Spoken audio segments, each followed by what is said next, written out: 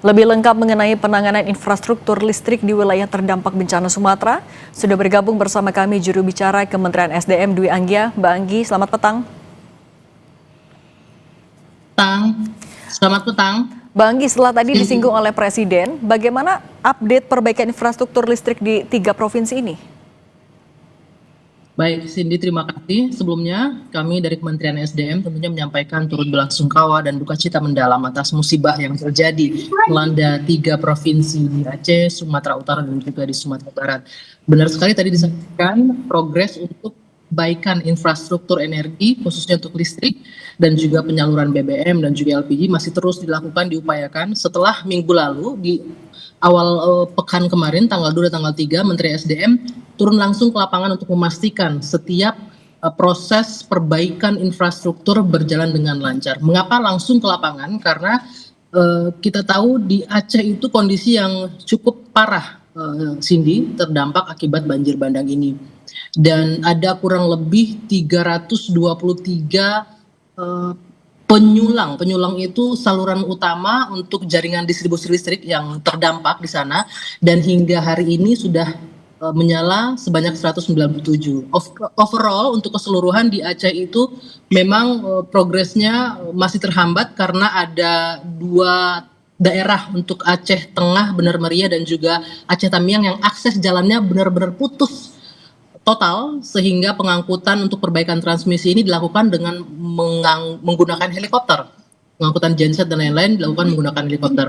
Namun perlu kami sampaikan, progres untuk beberapa daerah lainnya bisa disebutkan bahwa hingga malam hari ini 90% mudah-mudahan insya Allah wilayah Aceh bisa diterangi, karena dari 1,5 juta yang terdampak, ini sudah 1 jutaan menyala di Aceh, sementara di Sumatera Utara dari 544.000 pelanggan yang terdampak, 541.000 atau 99%-nya sudah teraliri listrik, sementara di Sumbar sudah 100% listrik sudah bisa diakses di sana.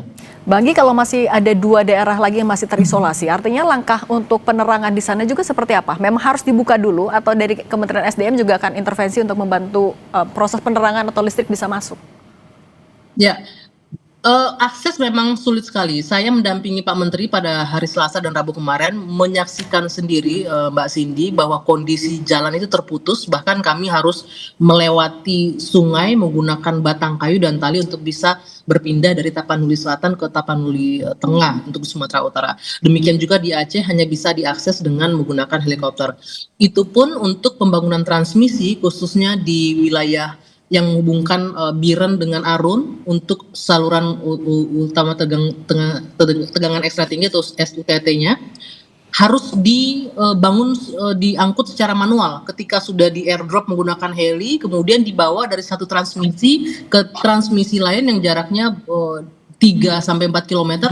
Bayangkan harus dipanggul oleh manusia karena memang itu di tengah hutan yang remote sekali, tidak ada akses apapun di situ, sehingga inilah yang menghambat. Namun sampai malam ini 89% SUTT Biren Arun dan juga Biren Pesangan 89% sudah mulai berdiri. Kami sempat mengirimkan gambarnya tadi beberapa. Pembangunan transmisi ini dilakukan 24 jam siang malam agar bisa wilayah Aceh dan sekitarnya menyala kembali pada malam hari ini. Berarti menegaskan, berarti untuk di 2 lokasi tadi masih gelap gulita, belum bisa terakses ya Mbak Anggi? Sebagian besar masih diupayakan menggunakan genset. Tadi kami mendapatkan laporan dari tim PLN melalui Direktorat Tenaga Listrikan bahwa genset itu didistribusikan menggunakan helikopter. Jadi ini untuk sementara, penerangan sementara khususnya untuk wilayah Aceh Tengah, Benar Meriah dan juga Aceh Tamiang, karena itu lokasi yang sangat-sangat parah terdampak. Dan kami terus memonitor, kami memahami kebutuhan masyarakat di lapangan, tapi yakinlah, percayalah bahwa pemerintah tengah menangani ini dengan sekuat tenaga agar masyarakat di sana, para pengungsi di sana bisa mendapatkan akses listrik dengan segera. Dan yang menjadi kunci utamanya adalah tower emergency Biren dan Arun menjadi kunci agar pasokan ini bisa meningkat sehingga malam ini bisa menyala untuk seluruh wilayah Aceh. Kalau untuk di area-area pengungsian, Mbak Anggi, apakah bisa dijamin juga kalau malam hari ini mayoritas sudah bisa teraliri listrik di 3 provinsi? Yang pasti seperti yang saya laporkan tadi, untuk 2 provinsi lainnya di Sumatera Barat dan Sumatera Utara di posko pengungsian sudah dialiri listrik, termasuk juga di Aceh. Hanya beberapa titik yang mungkin belum bisa maksimal dikarenakan akses jalan. Kalau teman-teman wartawan melihat langsung di sana mungkin bisa menyaksikan ya betapa sulitnya akses di sana, dan seluruh SDM dikerahkan untuk bisa melakukan perbaikan infrastruktur. Butuh waktu memang, tidak hanya faktor manusianya tapi juga aksesnya untuk mengangkut barang-barang, membangun atau mendirikan kembali transmisi itu, mengangkut besi dan lain-lain itu butuh distribusi menggunakan helikopter karena tidak bisa diangkut dengan kendaraan.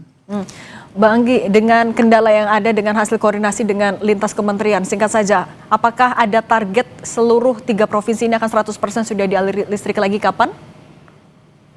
Seperti yang disampaikan, dilaporkan oleh Dirut PLN kepada Pak Menteri dan juga yang sudah diketahui oleh Presiden, mudah-mudahan malam ini kita sama-sama berdoa kalau cuaca bersahabat, mudah-mudahan cuaca bersahabat sehingga proses pembangunan ini bisa berjalan dengan lancar. Dan tentunya kita juga berdoa keselamatan saudara-saudara kita ya di pengungsian. Kita hanya bisa mendoakan agar mereka kuat, mereka bersabar, dan kami pemerintah menjalankan tugas dengan sungguh-sungguh untuk bisa memberikan yang terbaik untuk masyarakat, saudara-saudara kita di pengungsian. Juru bicara Kementerian SDM Mbak Dwi Anggia, terima kasih sudah berbagi bersama kami. Selalu Mbak Anggi.